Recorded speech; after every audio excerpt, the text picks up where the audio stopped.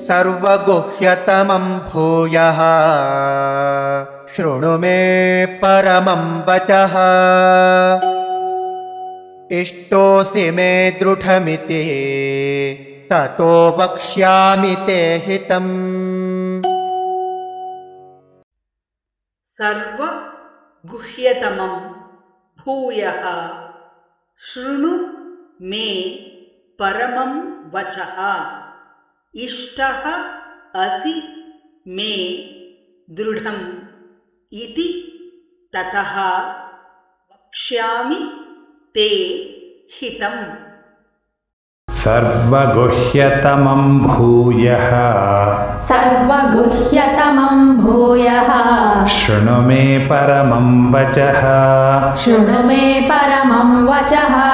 इष्टोऽसि मे दृढमिति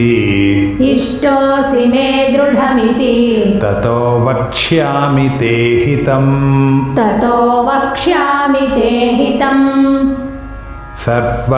सर्वगुह्यतमं भूयः शृणु मे परमं वचः।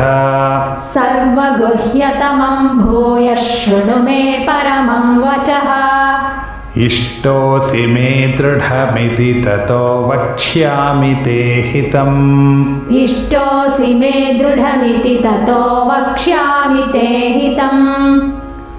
सर्वगुह्यतमं भूयः शृणु मे परमं वचः।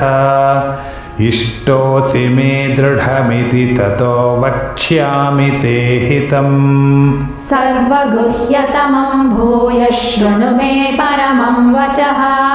इष्टोऽसि मे दृढमिति ततो वक्ष्यामि ते हितम्।